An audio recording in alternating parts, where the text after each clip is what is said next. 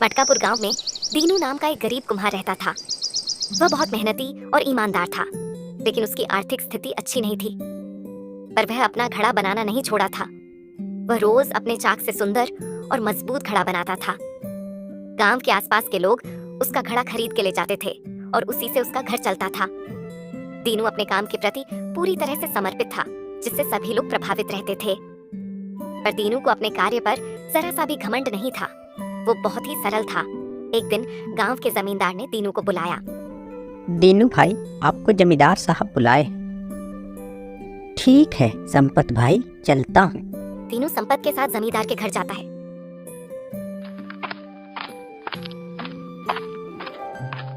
दीनू, क्या तुम मेरे लिए एक अच्छा और मजबूत घड़ा बना सकते हो क्या? क्योंकि गर्मी बहुत है और मुझे तीर्थ यात्रा पे निकलना है। साथ में घड़े का पानी रहेगा तो यात्रा बहुत ही सरल हो जाएगी। बन जाएगा जमींदार साहब। कब निकलना है आपको? 3 दिन बाद ही निकलना है दीनू। ठीक है, मैं 2 दिन में ही आपको एक अच्छा सा घड़ा बना के दूंगा। दीनू ने 2 दिन में एक मजबूत और सुंदर सा घड़ा बना के जमींदार को दे दिया। जमींदार घड़ा पाके प्रसन्न था। दीनू, ये कुछ रुपए रख लो। घड़े की परीक्षा तो तीर्थ यात्रा में ही पता चलेगी। देखते हैं तुम्हारा घड़ा कितना अच्छा है। जमींदार तीर्थ यात्रा पे निकल जाता है। उधर दीनू फिर से घड़ा बनाने में लग जाता है।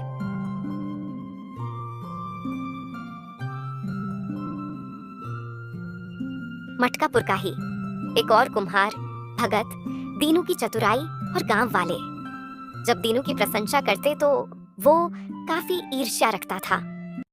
वो हमेशा दीनू को नीचा दिखाने की कोई तरकीब ढूंढते रहता था। जमींदार जब तीर्थ यात्रा से लौट के घर आता है तो सबसे पहले दीनू को बुलाता है। दीनू, मैंने तीर्थ यात्रा के दौरान जिसको तुम्हारे घड़े का पानी पिलाया, सब ने मुझे आशीर्वाद दिया और बोला अमृत जैसा है इस घड़े का पानी। भाई दीनू, मेरी तीर्थ यात्रा तो सफल रही और मैं बहुत प्रसन्न हूँ।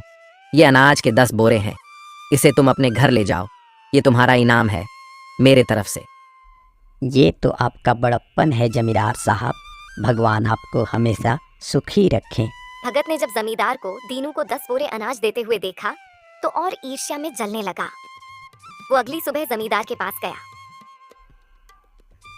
अरे जमींदार साहब, ये तो किस्मत आपकी अच्छी थी कि दीनू का घड़ा चल गया और मौसम ने आपका साथ दिया। थोड़ी सी धूप और बढ़ती तो दीनू का घड़ा रास्ते में ही फूट जाता। आपने झूठे ही उसको 10 बोरे अनाज दे दिए। उससे तो अच्छा घड़ा मैं बना के देता आपको। आखिर मैं भी एक पुराना कुम्हार हूँ। अब मजा चखाऊंगा उस दीनू को। बड़ा मजबूत घड़ा कह के सबको बेच रहा है। अभी उसकी पोल ही खुल जाएगी। जब से वो मजबूत घड़ा बेच रहा है, मेरा तो धंधा ही चौपट हो गया है। अब तो पता ही चल जाएगा उसके मजबूत घड़े का राज क्या है। अगली सुबह जमींदार सब गांव वालों को बुलाते हैं। दीनू और भगत भी आते हैं। सभी गांव वालों सुनो, दीनू को तो हम सब जानते हैं और वो अपना काम चतुराई और ईमानदारी से करता है और हमेशा गांव की भलाई के लिए आगे खड़ा रहता है। पर भगत का भी कहना कोई गलत नहीं है। अगर ज्यादा धूप हुई तो दीनू का घड़ा फूट भी सकता है। और कभी हमने ऐसा सोचा भी नहीं, क्या दीनू और भगत ऐसा घड़ा बना सकते हैं जो धूप में भी नहीं फूटे। मैं उससे भी मजबूत घड़ा बना के दूंगा जमींदार साहब। मुझे बस 3 दिन का समय चाहिए। धूप क्या, वो किसी आग में भी नहीं फूटेगा। मेरी तो तबीयत बहुत खराब है जमींदार साहब। मैं कहाँ घड़ा बना पाऊंगा। मैं तो बस गांव के भलाई के लिए बोल रहा था। दीनू कड़ी मेहनत से लग जाता है घड़ा बनाने में। वो अपने पिताजी के दिए हुए चाक पर कुछ विशेष तत्वों को मिलाकर एक मजबूत घड़ा बनाता है और सही समय पर घड़ा लेके पहुंच जाता है। आखिर उस दिन का सब लोग इंतजार कर रहा था। भगत तो चादर ओढ़ के आया था कि कोई शक न करे कि तबीयत नहीं खराब है। घड़ा तैयार है। अब आप लोग इस घड़े की मजबूती आग में जलाकर देख सकते हैं। घड़े को जलती हुई आग में रखा गया। कुछ देर बाद आग तो बुझ गई, पर घड़ा वैसे के वैसे ही था। गांव वाले तो हक्का बक्का रह गए। भगत तो सोच रहा था कब दुम दबा के भाग जाऊं। वाह भाई दीनू, कमाल है तुम्हारी चतुराई का। पर इतना मजबूत घड़ा कैसे बना दिए, हम तो सोच ही नहीं पा रहे हैं। ऐसा कैसे हो गया? इतना मजबूत घड़ा जो आग में भी नहीं फूटा। जमींदार साहब, घड़े को कैसे मजबूत करना है वो मैंने पिताजी से सीखा था। पिताजी कुछ विशेष तत्वों को मिलाकर घड़ा को और मजबूत कर देते थे। मैंने भी वही उपाय किया और इस घड़े में कुछ विशेष तत्वों को मिलाकर इसको और मजबूत कर दिया, जिससे ये आग की तपती हुई गर्मी को भी सहन कर ले। वाह, तुम्हारी दिमाग की दाद देनी पड़ेगी भाई दीनू। हमें बहुत खुशी है कि मटकापुर गांव में इतना चतुर कुम्हार है। मैं तुम्हें और 10 बोरे अनाज देने की घोषणा करता हूँ। मटकापुर गांव में भारी गर्मी का प्रकोप सता रहा था। पशु पक्षियों का बुरा हाल था।